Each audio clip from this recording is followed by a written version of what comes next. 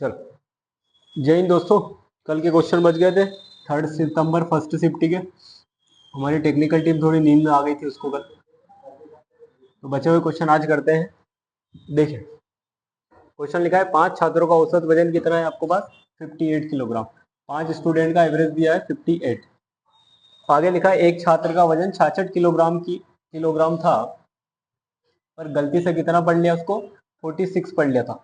मतलब दोनों के बीच में अंतर कितना आ रहा है? 20 का अंतर आ रहा है। मतलब ओरिजिनल में था वो 66, लेकिन उन्होंने पढ़ कितना लिया? 46। मतलब 20 कम पढ़ाएगा। तो उसने पूछा नया औसत बताई। देखो, सिंपल सा फंडा, अगर 20 कम है मतलब इसमें 20 ऐड हो जाएगा क्या? पर लेकिन 20 और औसत में करेंगे तो कितने छात्र है अपने पास? 5। टोटल अपने पास कितना है? 20। अगर एवरेज में प्लस करते हैं 5 का, तो एवरेज कितना निकलेगा इसका? 4। और अपना एवरेज कितना था? 58 पहले एवरेज था, पर 4 बढ़ जाएगा तो टोटल कितना हो जाएगा आपके पास? औसत कितना हो जाएगा? 62, जो आपको ऑप्शन नंबर बी में लिखा हुआ है क्या? समझ गए? चलो अगला करते हैं।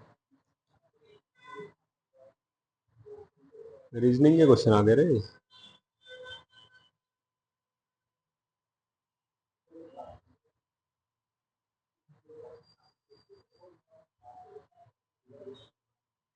चलो देखिएगा,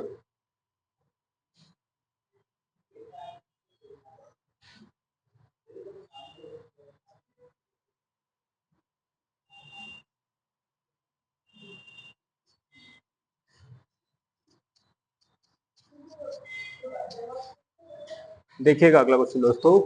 देखो, दो शहरों के बीच की दूरी दी है आपको 30 किलोमीटर। कितनी दूरी दी है? 30 किलोमीटर। एक व्यक्ति 30 किलोमीटर प्रति घंटे की गति से करता है और एक 20 किलोमीटर प्रति। तो उसने पूछा है औसत गति बताइए। देखो, ये आपको कंफ्यूज करने के लिए दिया है केवल। आपको अगर याद हो औसत गति का फॉर्मूला, याद है क्या? 2xy upon X plus Y होता है। क्या होता है? 2xy plus upon X plus Y.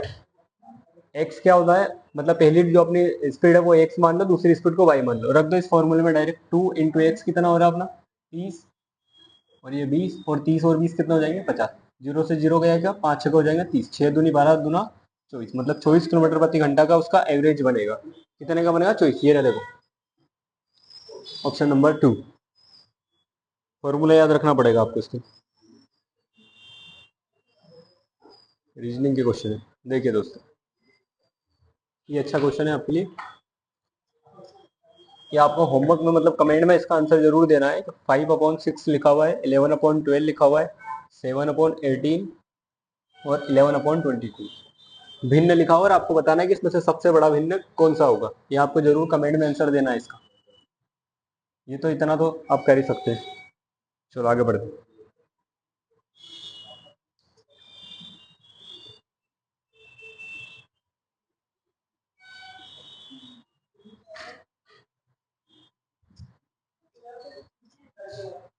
देखिए, अगला क्वेश्चन आपका दो संख्याओं का एचसीएफ और एलसीएम क्रमशः, मतलब आपको एचसीएफ दिया है 7 और एलसीएम दिया है 210। उसने बोला यदि एक संख्या मतलब पहला नंबर अगर 35 है तो दूसरा नंबर क्या होगा? आपको सिंपल सा इसमें फॉर्मूला याद होना चाहिए कि क्या होना चाहिए? H C F into LCM किसके बराबर होता है? First number into second number. बस इस फॉर्मूले में रख दो, डायरेक्ट आंसर आ जाएगा। देखिए कैसे।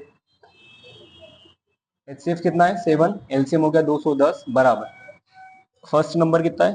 33 गुणा में सेकंड, मतलब ये दूसरा नंबर निकल जाएगा। 33 यहाँ मल्टीप्लाई में इधर आएगा तो कहीं में आ जाएगा डिवाइड में। 7 5 से कितना होगा? 35। 5 से काटो, 5 26, 5 दूना 10, 42। देखो पहले ऑप्शन आपके पास 42 है। ठीक है, मतलब सेकंड नंबर जो आएगा वो कितना आएगा अपना? 42 आ जाएगा। समझ गए क्या? चलो, ऐसे भी क्वेश्चन आते हैं देखो पेपर में। ये ब्लैक लाइन पीडीएफ में ही है। देखो क्या लिखा है? 27 किलोमीटर प्रति घंटे की स्पीड से चलता है और 7 घंटे में कार द्वारा तय गिर। सिंपल सा फंडा है, 27 किलोमीटर की स्पीड से चल रहा है और कितने घंटा चला है? 7। तो आपको दूरी बताना है। 7 इंटू 7 49, 7 दूरी 14, 14 और 4 18। कितनी दूरी चलेगा वो? 189 किलोमीटर। लास्ट वाला डी ऑप्शन। चलो अच्छा क्वेश्चन है, ध्यान से देखना इस क्वेश्चन को।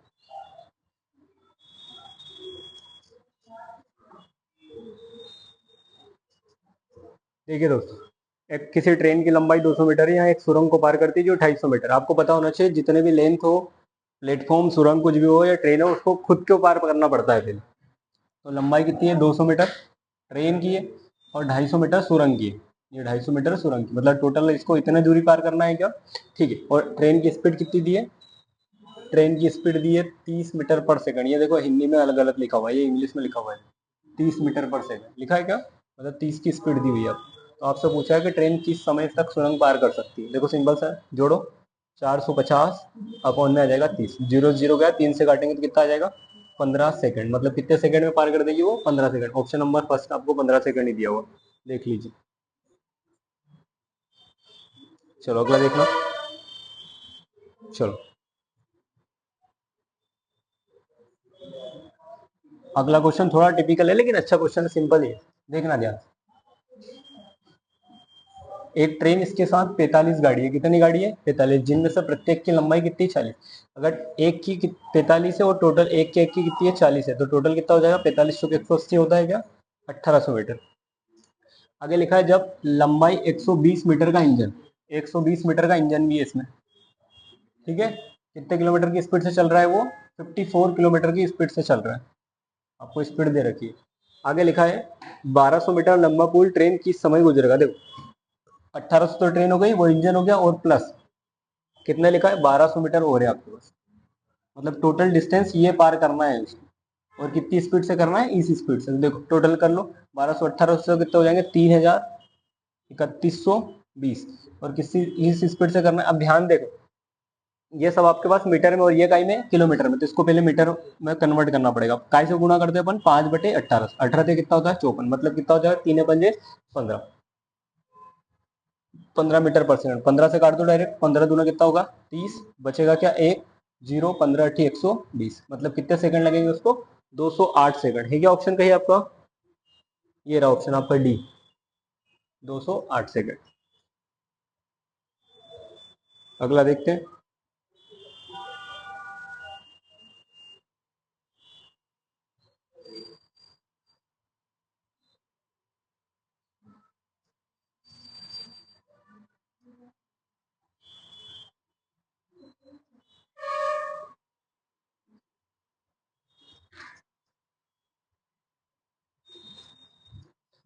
चलो दोस्तों अगला क्वेश्चन देखना। 18 व्यक्ति आपके पास, 8 घंटे हैं और 10 दिन में काम करते हैं, और कितनी इकाई काम करते थी। ध्यान रखना MDH आपको पता है, MDH मतलब व्यक्ति, घंटे और दिन ऊपर आते हैं, और जितनी यूनिट काम वर्क जितना भी आता है वो अपॉन में आता है। उसी को कितने 16 दिन 15 घंटे में व्यक्ति को करना है, और कितनी इकाई लिखी 5। तो उसने पूछा है कितने कितने व्यक्तियों की आवश्यकता होगी। देखो 5 से इसको उड़ा दे, 5 3 15, 8 दूनी 16, 2 से इसको उड़ाओ, 2 पंजे 10, 3 से उसको उड़ा दो, 3 छंग 18, और इसको 3 से उड़ाएंगे, 3 दूनी 6, मतलब कितने 10 व्यक्तियों की जरूरत रहेगी आपको। कितने 10 व्यक्ति।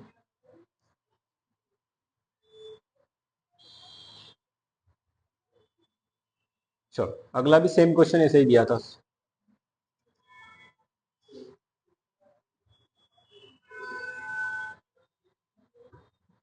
देखो यहाँ लिखा है 40 पुरुष 20 दिन में 200 सार्क पकड़ते। क्या लिखा है, 40 पुरुष है 20 दिन में कितने सार्क, देखो मैंने बोला काम कर रहे थे, तो ये सार्क कितने आ जाएंगे नीचे, कितने पकड़ते। और उसने ये आगे लिखा है जो 6 घंटे कार्य करते हैं। आगे लिखा है 25 पुरुष 4 घंटे कार्य करके 300 सार्क कितने दिनों में पकड़े। उसको क्या मान लेते अपन, एक्स मान लेते। ये 0 से 0, ये 0 से 0 चले जाएगा क्या, कुछ कट रहा है क्या बाकी। चलो इसको उड़ा देते 2 से, तो ये हो जाएगा 20। इस 4 से उड़ाया अपन ने, इस 20 को, 4 पंजे कितना हो गया 20, 5 से इसको उड़ाए, पच्चम 25, कुछ बचा है क्या अपने पास, इसको भी उड़ा देते, 5 चौका 20। अब देखो यहाँ बचा 3 है या 6 और या 4, 24 × 3 कितना होगा 72, मतलब कितने दिनों में पकड़ेंगे 72 दिनों में। ये रहा आपका ऑप्शन नंबर डी, दिख गया क्या। चलो अगला देखते हैं। अगला क्वेश्चन है प्रोबेबिलिटी से, मतलब प्रायिकता से आपको क्वेश्चन, प्रायिकता का भी एक आध क्वेश्चन आता है पेपर में, ठीक है। देखना ध्यान, क्या लिखा है, एक सिक्का कितनी बार उछाला जाता है, 4 बार उछाला। अच्छा एक सिक्के में टोटल कितने होते हैं, 2 होते हैं क्या, अगर 4 बार उछाला मतलब कितनी पावर हो जाएगी, टफ, तो 2 की पावर 4 मतलब कितना होगा 16, मतलब टोटल कितनी बार आई है, टोटल टर्म्स कितनी हो जाएगी 16 में। आगे लिखा कम से कम एक शीर्ष आने की प्रोबेबिलिटी करते हैं। अब देखो इसको अपन उल्टा करेंगे, कम से कम एक की जगह, एक शीर्ष आने की जगह अपन बोलते हैं कि टेल, एक बार टेल कहाँ आएगा। देखो एक बार टेल, यही कंडीशन बनेगी क्या कि अगर चारों सिक्कों पे टेल आ जाए, चारों सिक्कों पे क्या आ जाए, टेल आ जाए, मतलब 16 में से कितनी बार ऐसा होगा, एक ही बार होगा क्या।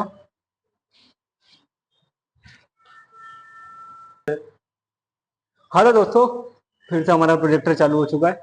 देखिए क्वेश्चन तो अपना, एक सिक्का 4 बार उछाला जाता है, कम से कम एक शीर्ष आने की प्रोबेबिलिटी।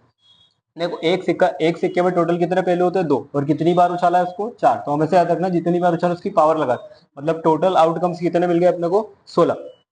क्वेश्चन में पूछा है कम से कम एक बार शीर्ष आने का। अपन इसका उल्टा क्वेश्चन करते हैं कि अपन एक बार कर लेते हैं कि हर कंडीशन में टेल कब आएगा, मतलब इसके अलावा देखो टेल चारों में, अगर टेल पहले में से टेल, दूसरे में टेल, तीसरे में, चौथे में, अगर इस कंडीशन के अलावा हर जगह एक एक टेल मिले, एच आपको मिल जाएगा। एच मतलब क्या होता है, शीर्ष, हेड और टेल, इंग्लिश में लिखा होगा, देखो ये लिखा है एटलीस्ट 1 हेड, मतलब एक ही कंडीशन ऐसी है जिसमें टेल टेल आएगा, उसके अलावा सभी कंडीशन में एक हेड मिल जाएगा। अगर टोटल 16 है तो एक कंडीशन में टेल मिलेगा, तो हेड कितनी कंडीशन में मिल जाएगा अपने को, 15 में मिल जाएगा क्या। और प्रोबेबिलिटी का फॉर्मूला ये होता है NA/NS, मतलब फेवरेबल आउटकम्स अपॉन टोटल, अनुकूल परिणाम बटे कुल, और अनुकूल कितने हो गए अपने 15, और टोटल कितने हैं 16, मतलब कम से कम एक हेड आने की प्रोबेबिलिटी कितने मिल जाएगी आपको, 15/16 है क्या ऑप्शन में गए आपके पास, ऑप्शन नंबर डी। चलो अगला देखते हैं।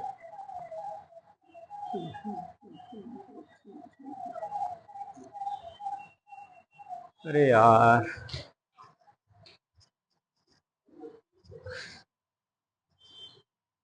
दोस्तों, हमारी टेक्निकल टीम में 4 व्यक्ति है, लेकिन काम के लिए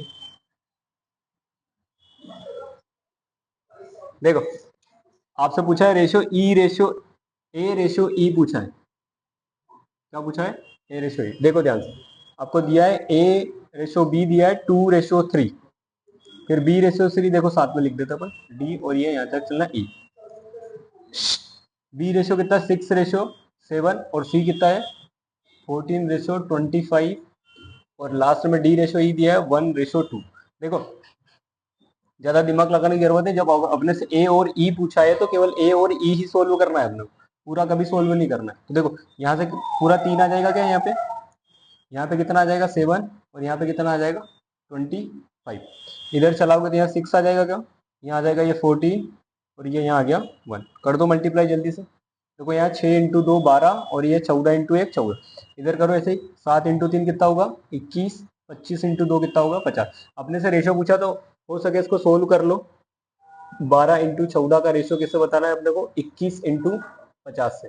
7 दूना 14 हो जाएगा, 7 या 21 हो जाएगा, 2 से काट दो 25, 3 से काट दो 3 चौक 12, मतलब कितना आ जाएगा 4/25।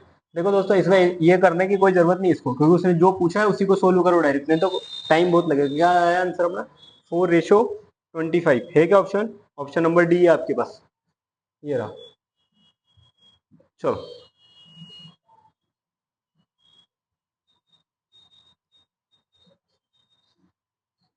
क्वेश्चन दिख रहा है आपको सही, अरे क्वेश्चन दिख रहा है। चलो देखो, एक त्रिभुज की भुजाएं दे रखी है आपको 1/3 रेशो 1/4 रेशो 1/5 अनुपात में। यदि त्रिभुज का अर्ध परिधि, ये वर्ड गलत यूज करा है, अर्ध परिमाप होना चाहिए यहाँ, कितना दिया है 47, तो आपसे पूछा है तीसरी सबसे बड़ी भुजा। देखो आपको भुजा अगर ऐसे निकालनी है तो पहले आपको रेशो सिंपल निकालना पड़ेगा, मिक्स्ड फ्रैक्शन में दिया, तो इसके लिए आप मान लो 3, 4 और 5 का एलसीएम निकाल लेते, कितना आएगा 60 आ जाएगा क्या।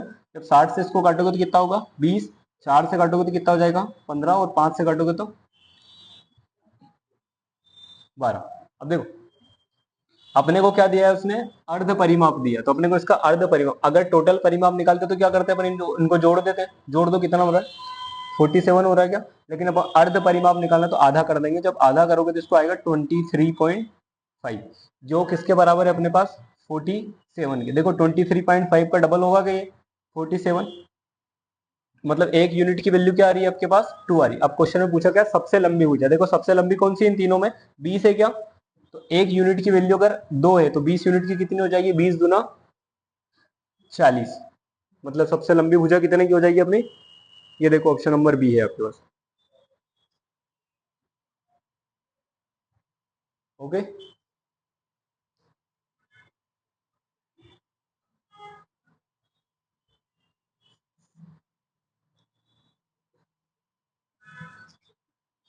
टाइम कितना है रोनी?